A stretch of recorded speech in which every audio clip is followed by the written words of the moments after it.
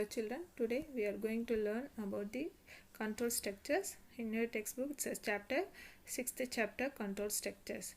So the learning objectives of control structures. To gain knowledge on the various flow of control in Python language. First objective is to gain knowledge on the various flow of control in Python language.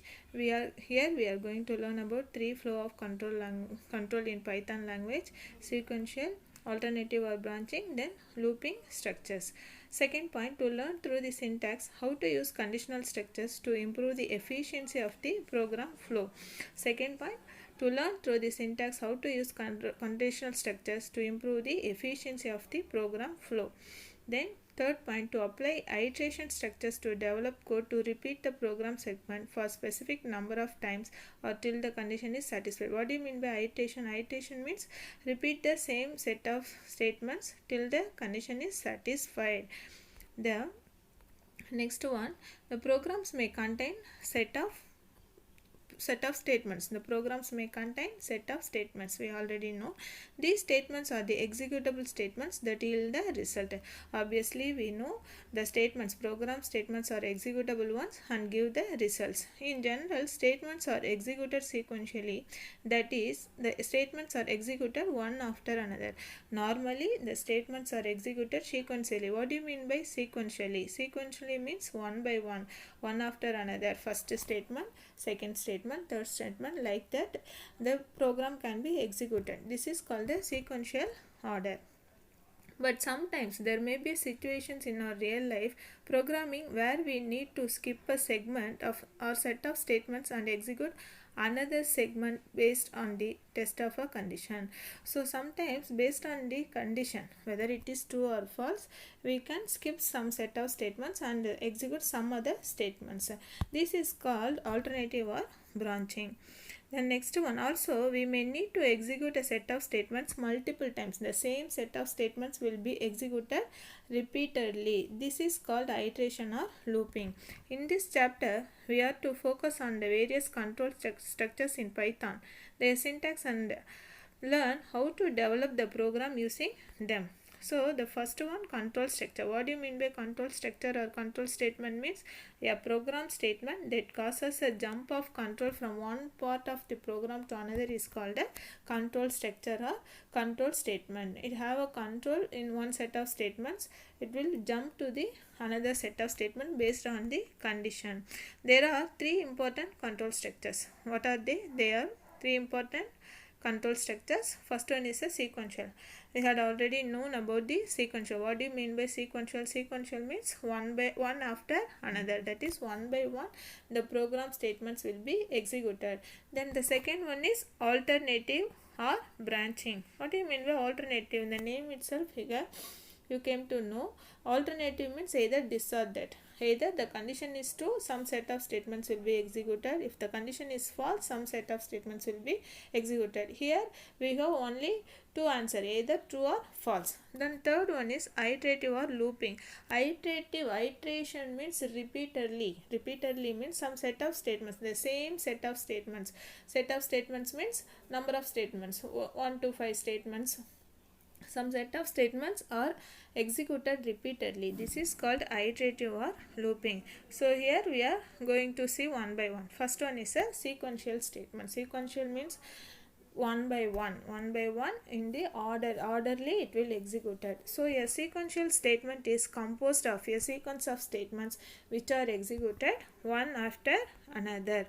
Then alternative or branching statement. Alternative or branching statement, we have three types of alternative statements. Here we are going to see three types of alternative: simple if statement, if else statement, then if elif statement. This if elif statement is called nested statement. Nested means what? Nested means loop within the loop, otherwise the condition within the condition, if condition within another if condition. So first one is a simple if statement. Simple if statement, here we don't have any else part. In simple if statement we don't have any else part.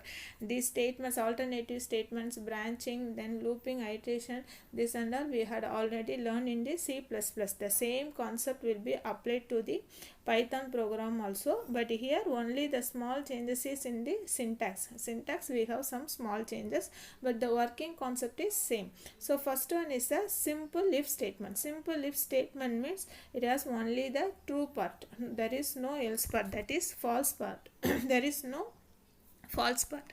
So you see the syntax for simple if statement first. Simple if is the simplest of all decision making statement. Condition should be in the form of relational or logical expression.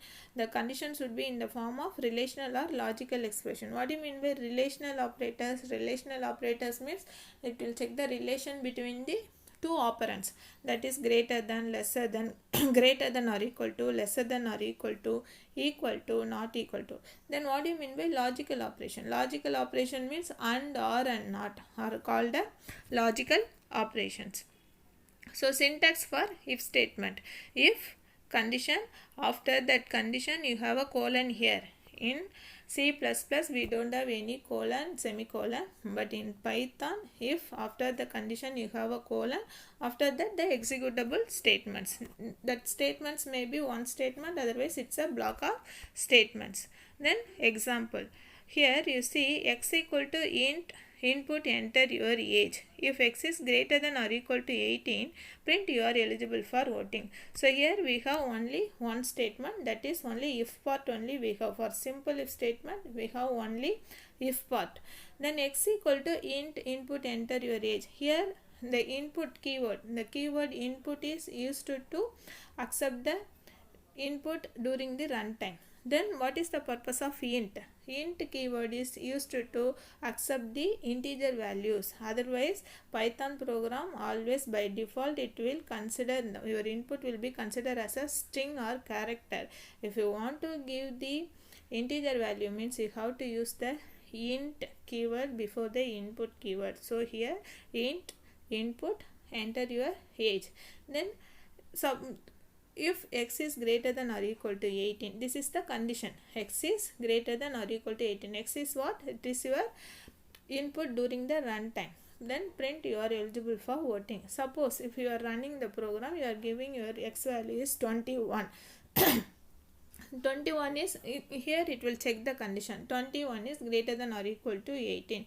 Yes, obviously 21 is greater than 18. So the condition will be true. Then what will be the output? Output will be the you are eligible for voting. The print statement is used to display the output on the screen. So your output will be you are eligible for voting. In case your input is 16. So 16 means here it will check the condition. 16 is greater than or equal to 18. Is 16 is greater than or equal to 18? No, it is not. So here the condition will be false. Then you don't have any output, because here we don't have any else part, so we don't have any output. The next one is if else statement. If else statement is also same thing like simple if statement, but here we have one extra part, that is else part. Else part means nothing but if the condition is false means that else part will be executed. If the condition is true means the if part will be executed. If the condition is true, the statements after if statement will be executed. If the condition is false, the statements after else statement will be executed. Then you see the syntax. So if condition, after the condition you have a colon, then statements of block, then else part after else you have a colon. Syntax is very important. So if condition, after condition you have a colon mark, then like that else, after else you have a colon, then set of statements. You see here, you see the flow chart. So entry means here the data flow is started.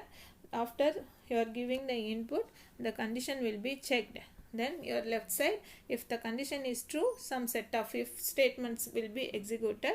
If the condition is false, means that is a else part. So else part statements will be executed. After the program will come out of the loop. Program statements. Then example. You see the example, the same example. X equal to int input enter your age. If x is greater than or equal to 18, print you are eligible for voting. Else print you are not eligible for voting. Same example. So here input is used to give the input during your runtime. The int keyword is used to give the integer values. So now you are running the program.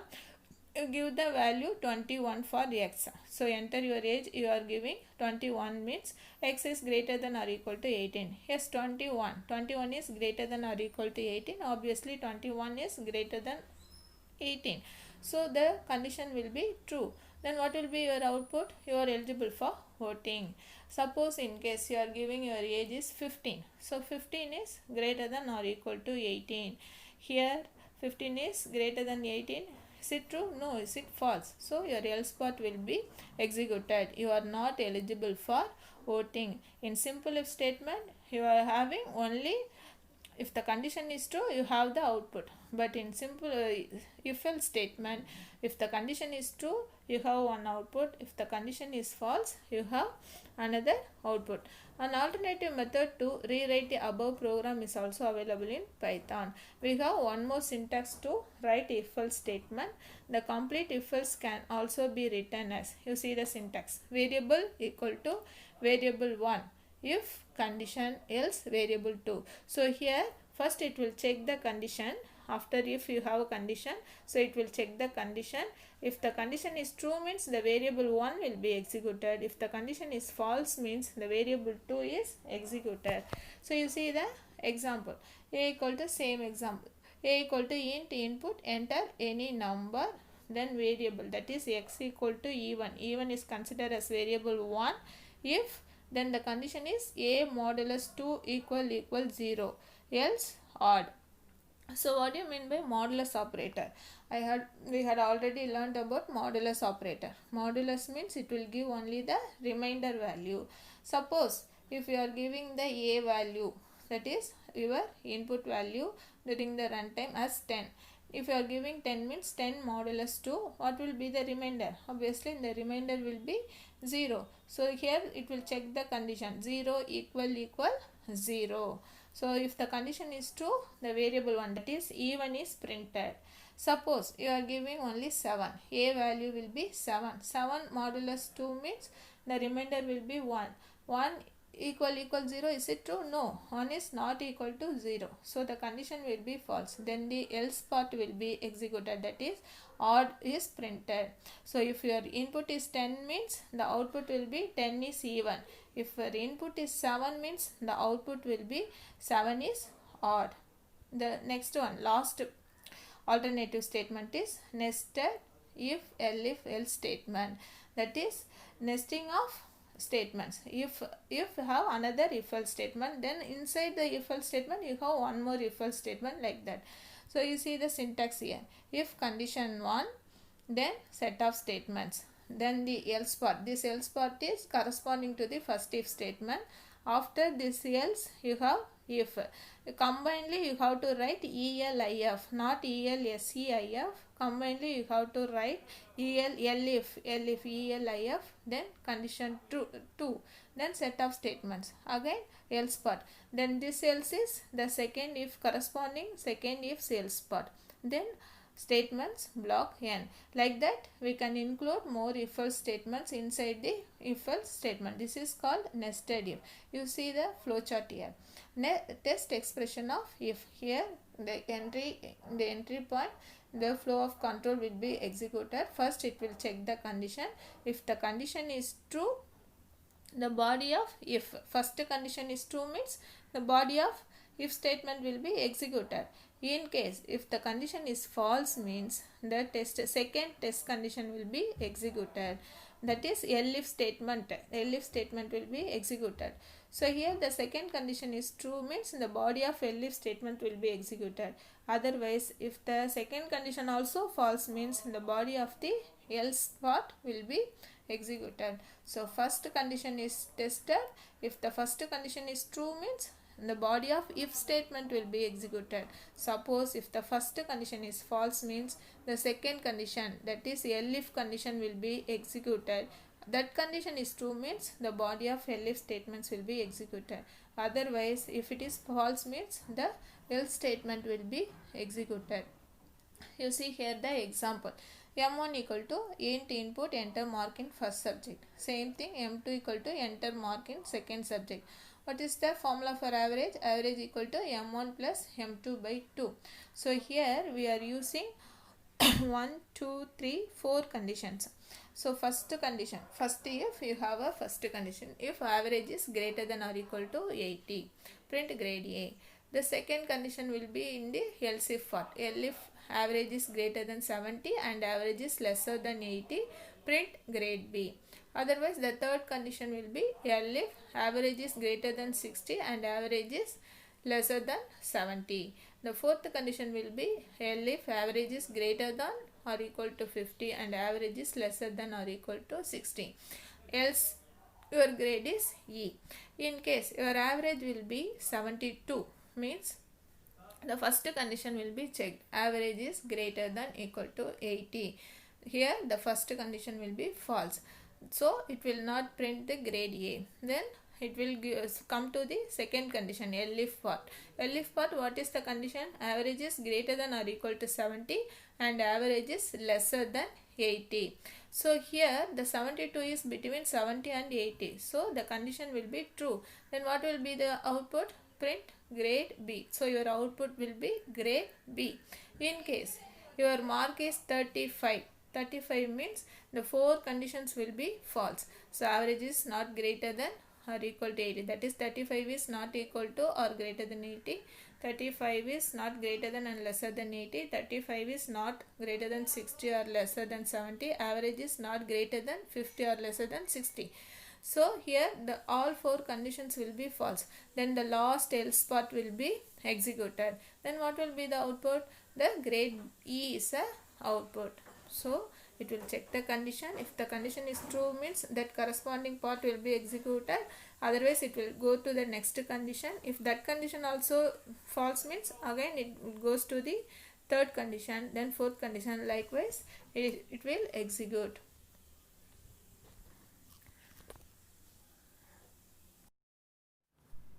The next topic we are going to see is iteration or looping constructs. Iteration or loop are used in situation when the user need to execute a block of code several of times or till the condition is satisfied.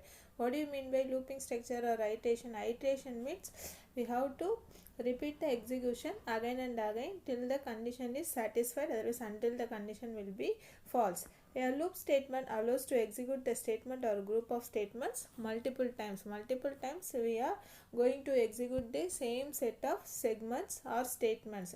A loop statement allows to execute a statement or group of statements multiple times until the condition will be false. So till the condition is satisfied, some set of statements repeatedly executed. Python provides 2 types of looping constructs. They are while loop and for loop. We had already seen in C++ we have 3 types of loops. One is while loop, then another one is do while loop, then another one is a for loop. There in C++ while and for loop is called the entry check loop. Why it is called the entry check loop? While and for loop is called entry check loop. Why it is called entry check loop? Because the condition will be checked while entering the program. While entering the loop, the condition will be checked. If the condition is true only, then the set of statements will be executed. That is, the loop segments will be executed. But in do while statements, whether the condition is true or false, one time the set of statement will be executed. After it comes out of the loop only, it will execute the condition. It will check the condition. Again it will repeat the loop repeatedly. Okay. So but in Python we are going to see only while loop and for loop. So while loop is a entry check loop. Here we have a while loop condition. Then you see here while condition. Then the syntax is while condition colon mark, then set of statements. Statements block 1 means a set of statements, that is while statements. Else part is optional. Else part, if the condition is false, the else part will be executed. But in C++ we don't have any else part, but in Python we have else part, but it is optional only. So Here in the while loop, the condition is any valid boolean expression returning true or false. So here we have to see the flowchart. The entry of the loop, the condition is checked. If the condition is true, the set of statements will be executed. After the execution, again it will go to the condition, again it will check the condition. If the condition is true, again some set of statements, that is the loop set of statements will be executed. If the condition is false, it will comes out of the loop. So in while loop, the condition is any boolean expression. Boolean expression means either greater than, that is relational or logical operators, greater than, lesser than, greater than or equal to, lesser than or equal to, otherwise equal to or not equal to. So it will give only true or false value. The else part of the while is optional part of while. The statement block 1 is kept executed till the condition is true. The statement block 1 means the while part condition. The while part condition is get executed till the condition is true. If the else part is written, it is executed when the condition is tested false. So here we know the while loop is a entry check loop that is not executed even once if the condition is tested false in the beginning. So here you see the example. So in the example, first one is the first statement is I equal to 10, that is initialization of variable. I equal to 10 is initializing the control variable. Then the second statement, while I is lesser than or equal to 15. I is lesser than or equal to 15 is a test condition. Test condition I is lesser than or equal to 15. Here we are using the relational operator. Then the third statement is a statement block. Here print I, end is a keyword. Then we are using the slash t. Slash t means it's a tab character. It will give the space, tab space. Then increment value I plus equal to 1. That is a updation or increment statement. So how it works here? Now the initial value I's value is 10. Then it will check the condition while I is lesser than or equal to 15. Here 10 is lesser than or equal to 15. The condition is true. So print I, the 10 value will be printed in the output. So in the first value 10 value will be printed. Again the increment operation I plus equal to 1. Now the I value will be 11. Again it will go to the test expression. It will check the condition 11 is lesser than or equal to 15. Yes, obviously 11 is lesser than 15. So the condition is true. Again it will execute the statement block print I. So the second output will be 11. You see the output, the second output will be 11. The between the 10 and 11 you have a tab space. For that only we are giving the end character, end keyword equal to slash t. Slash t means it's a tab character. Then again it will go to the increment statement. Here I plus equal to 1. So now the I value is 11 plus 1, 12. Again it will check the condition. So this process will be repeated until the I value will be 15. After the I 15, now the increment value I value is 16. Now the condition will be tested. So here 16 is lesser than or equal to 15. Now the condition will be false. So it will comes out of the loop and execute the remaining part of the program. This is the working principle.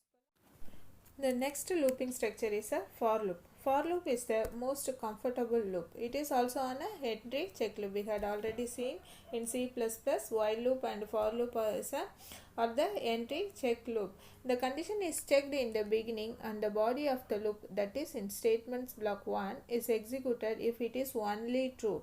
Otherwise the loop is not executed. Okay, if the condition is true, then the body of the loop will be executed. Otherwise the loop is not executed. If it is false means it will come out the loop and execute the remaining part of the program. Here you see the syntax for counter variable in sequence. This sequence we had seen after that sequence, then statements block 1, then the else part is here. Again here is else part is optional. So for counter variable in sequence colon, then statements block 1. The counter variable mentioned in the syntax here is similar to the counter variable used in the C++. So counter variable means I equal to 10, something like that, which is used to check the condition, control variable or control counter variable. So here the sequence refers to the initial, final and increment value. But in C++, what we are going to do, we are initializing the counter variable first, then after that we are initializing the test condition, then we are using the updation or control variable.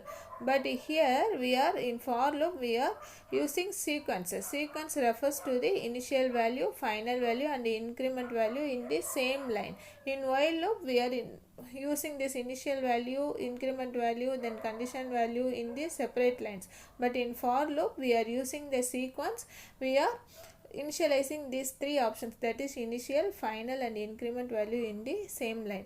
Usually in Python, for loop uses the range function. What we are using usually in Python, the for loop uses the range function in the sequence to specify the initial, final and increment values. So the range generates the list of values starting from start till stop minus 1. So suppose in case your starting value is 1, then your ending value is your ending value is 10, means it will take 1 to 9. That is, the ending value will be decremented by 1.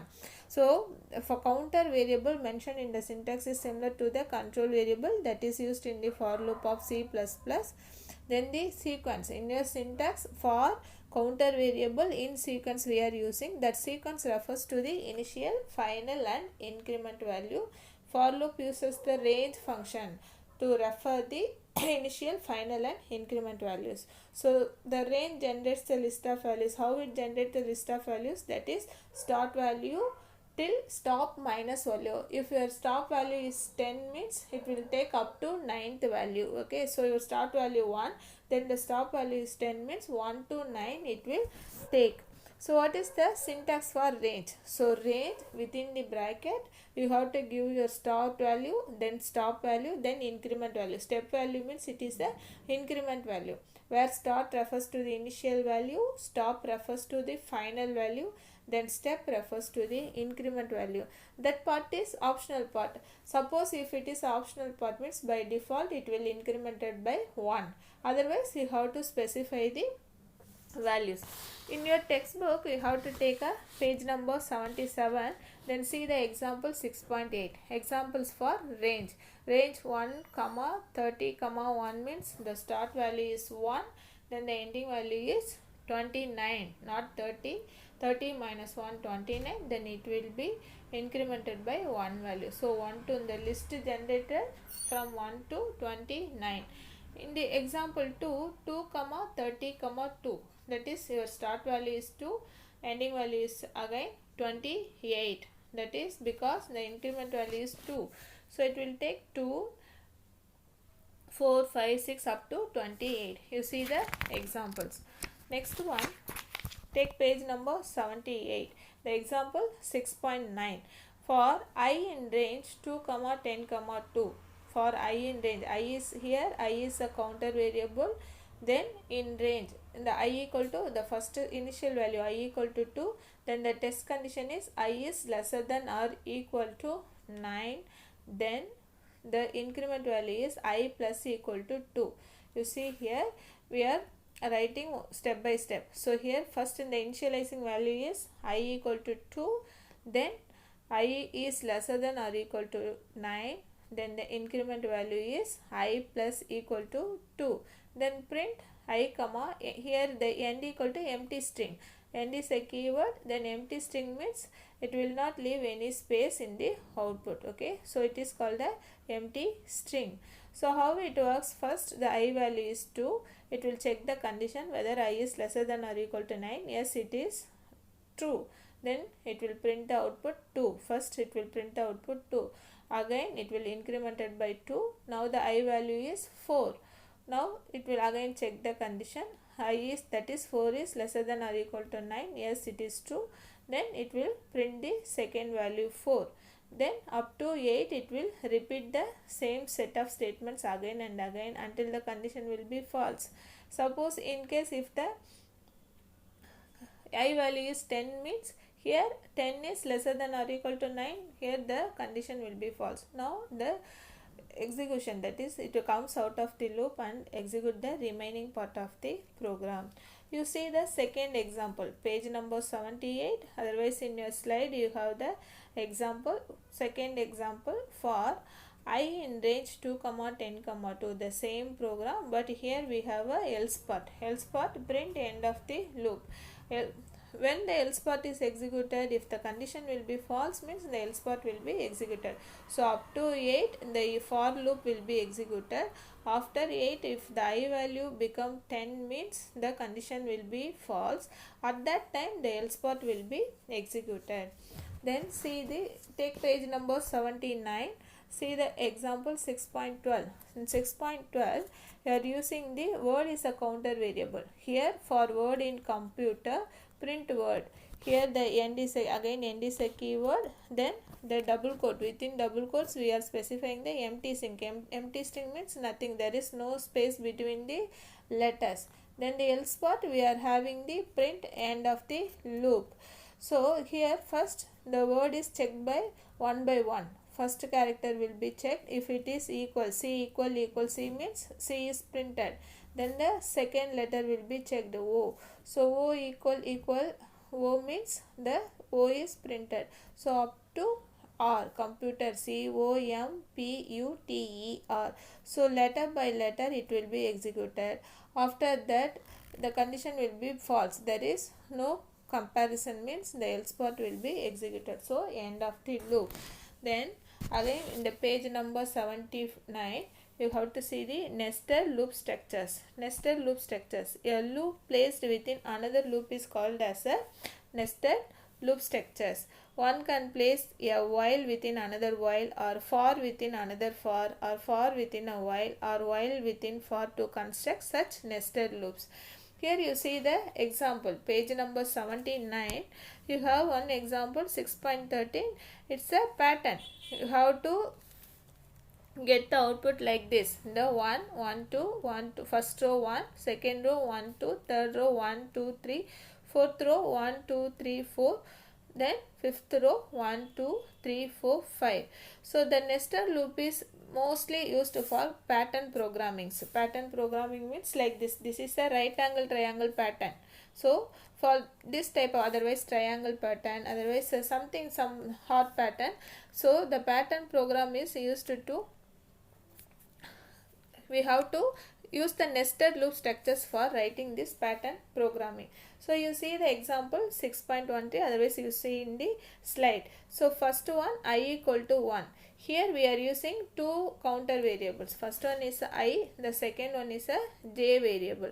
So I is used to represent the rows and j is used to represent the column values. Here your output is, we have 5 rows and 5 columns. So first row, second row, third row, fourth row and fifth row, like that we have 5 columns. So I value is lesser than or equal to 6. Why we are here we are specifying 6? Because we have to specify 5 rows. So up to 5 means we have to specify lesser than or equal to 6. Then here in output we have the 5 rows and 5 columns. So the condition is I is lesser than or equal to 5 plus 1, that is 6. Then the for loop range is 1 comma I.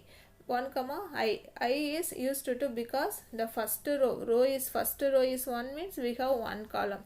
In the second row we have 2 columns. In the third row we have 3 columns. In the fourth row we have 4 columns. And the fifth row we have 5 columns. Okay, now we are going to see how this program will work. Now the first one, the initial value is 1. Here it will check the condition I is lesser than or equal to 6. Yes, the condition is true. Then the for loop will be executed. The next line, third line will be executed. Here for ij's initial value is 1. Then the ending value is I value, that is 1.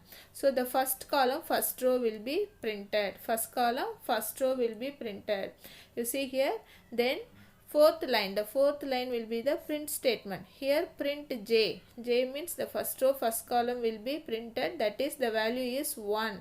Then end is a keyword, then backslash t is a tab space key. It will give the tab space. Between 1 and 2 you have a tab space. Then between 1, 2 and 3 in third row. So like that, for giving the space you are using this backslash t. Backslash t is called a escape sequence character. Then again it will execute the fifth line. Fifth line you have print only end keyword and the backslash n. What is the purpose of backslash n? It is used to give the new line. The next line will be executed. Then the increment value I plus equal to 1. So the sixth statement is I plus 1 equal to 1, that is the incremented value. Now the I value become 2. Again it will check the condition. 2 is lesser than or equal to 6. Yes, the condition is true.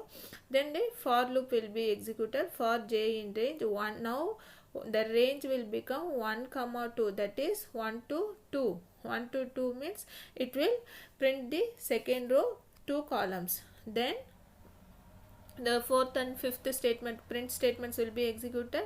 Then again sixth statement, there is a increment statement. Now the I value will be 3. Again in for loop the range is from 1 comma 3, that is 1 to 3. So it will print third row third column. Then third row third column. Then again fourth row fourth column. Then fifth row fifth column. So until I will become 5. If suppose if I is 6 means the, because for n minus 1 the range is from start value to stop minus 1. So until the I value become 5 the loop will be executed repeatedly. If the I value become 6 means it will come out of the loop and it will execute the remaining part of the program. The next one is the jump statements in Python. The jump statements in Python is used to unconditionally transfer the control from one part of the program to another. Usually in programs are executed either sequence order, otherwise alternate or branching order, otherwise we are using the looping structures.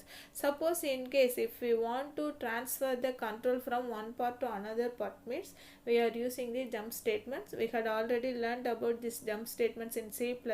They are break, continue and pause. So there are 3 keywords to achieve jump statements in Python. They are break, continue and pause statements. So here we are going to see one by one. The first one is a break statement. What do you mean by break statement? The break statement terminates the loop containing it. That is, the break statement is used to terminate the loop containing it. It will, if the program execution reach the break statement means immediately it will come out of the loop. It will not execute remaining part of the loop. It will come out of the loop and remaining part of the program will be executed, but the remaining part of the loop will not executed, whether it is a while loop or for loop, something like that. So control of the program flows to the statement immediately after the body of the loop. So a while or for loop will iterate till the condition is tested false, that we had already known, but we can even terminate the loop with the help of the break statement. When the break statement is executed, the control flow of the program comes out of the loop and start executing the segment of the code after the loop structure. So after the loop structure, remaining part of the program will be executed, but if it reaches the break statement means it will comes out of the loop structure, but the remaining part of the program will be executed. You see the syntax of the break statement is simply it's a break. So here you see the flowchart. So entry of the loop, here the condition is checked, the condition is true. After it sees the break statement, it will exit the loop. If the break statement is present there means that is the yes. Okay, yes means the break statement is present there means it will comes out of the loop. Suppose if you are not having any break statement means it will repeat the loop structure. So immediately the compiler see the break state, that is the interpreter see the break statement, it will comes out of the loop and executes the remaining program statements, but it's not execute the remaining body of the loop. If there is no break statement means it will remaining body of the loop will be executed. Here you see the example in your textbook.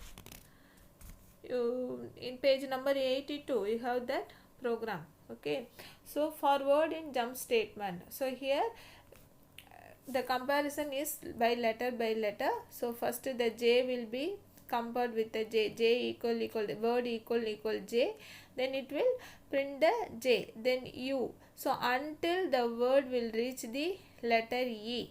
Here if word equal e, break, print word n. So here what the program will do, until the letter e is reached, the body of the loop will be executed again and again. If it the moment it will reach the letter e, it will comes out of the loop. So you see the output, jump stat. So till t, the body of the loop will be executed again and again. The moment it will see the e, because here after the e, in the comparison with the e, you have a break statement. So after e, the break statement will be executed. So what is the purpose of break statement? It will transfer the control to the out of the body of the loop. So it will comes out of the body of the loop and the remaining part of the program will be executed. So the next one is a continue statement. So what is the difference between the continue statements and break statement means, if the break statement is present means it will terminate the loop and comes out of the loop and gives the remaining part of the program will be executed. But in continue statements, unlike the break statement, it is used to skip the remaining part of the loop and start with the next iteration.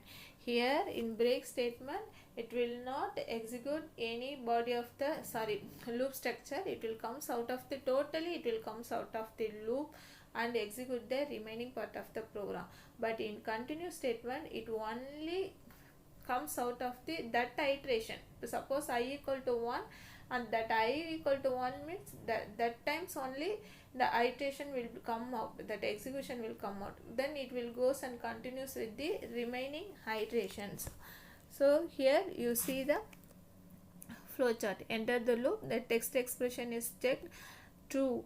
If the condition is true, again if the continue statement is present means it will skip only that iteration, again it will goes to the next iteration of the loop. But there is no continue statement means the remaining body of the loop will be executed. In case the test expression is false means it comes out of the loop. Okay, so here you see forward in the same example, forward in jump statement. If word equal e, continue. So here it will skip only that e letters only it will skip, but the remaining statement, the remaining body of the loop will be executed up to the t letter. But in break statement, what we had seen, the moment it will reach the letter e, it will comes out of the loop. But in continue statement, it will skip only that letter e. But here you see the output, jump STATMNT. It will discard only the e letter. Okay. Then the last jump statement is a pause statement. So pause statement in Python program is a null statement. It is used as a placeholder. The syntax is pause. Pause statement, when executed by the interpreter, it is completely ignored. Nothing happens when pause is executed. It results in no operation, used as a placeholder. So here you see nothing happen. A equal to int input, enter any number. Here input is used to accept the input during runtime. Then int is a keyword, it is used to accept the integer values. So here it is check the condition. If a equal 0, pause, else non-zero value is accepted. So here enter any number, you are giving the value 3. In the output, it will ask the, during runtime, it will ask the input. So here you are entering the value 3. But if it will check the condition, if a equal 0, 3 equal 0, so the condition is false, the else statement will be executed. Here the pause statement did nothing happen. So it is actually the pause statement in Python is a null statement. Nothing happen when pause is executed. So points to remember, take page number 85 in your textbook. Points to remember, the program consists of statements which are executed in sequence. To alter flow, we use the control statement. So what is the purpose of control statements? We have to alter the sequence. In the execution sequence means in the execution order, we have to alter it, means we have to use the control statements. The second point, a program statement that causes the jump of control from one part of the program to another is called again control structure or control statement. So we have three types of control statements: sequencing, branching or alternative, then iteration or looping. Then fourth one, in Python, branching is done using various form of if structures. So branching is done by if structures. They are simple if, then if else, then nested if. Then indentation plays a vital role in Python program. It is the indentation that group statements no need to use closing, opening and closing curly braces. In C++, the looping structure will be written inside the opening and closing curly braces. But here in Python, we don't have any opening and closing curly braces. We are using only indentation. Indentation means what? Leaving some space. So it will automatically, it will leave some space after the if structures or looping structures. Then Python interpreter will throw error for all indentation errors. Okay. Then to accept input at runtime, earlier versions of Python supported raw input. Latest version support the input function. So earlier version means in older versions we are using the function raw input to accept the input during runtime. But here we are using only the input function to accept the input during runtime. Then print function is supports use of escape sequence to format the output to the user choice. So inside the print statement we are using \t, \n. \t is used to give the tab space. Then \n is used to give the new line. Then empty string is gives the there is no space between the letters and the numbers. Then range function. Range function is used to supply a range of values in for loop. In for loop we are using the range function for the initializing the value, then step value, stop value, then the start value. Then break, continue and pause act as jump statements in Python. Pause statements is a null statement. It is generally used as a placeholders. Okay children, so the sixth chapter is over. Now here your homework will be, take page number 86 in hands-on practice. You have hands-on practice. In that you are the question number 2, 4, 6 and 7. You have to write the question number 2, 4, 6 and 7. 7 is a pattern programming.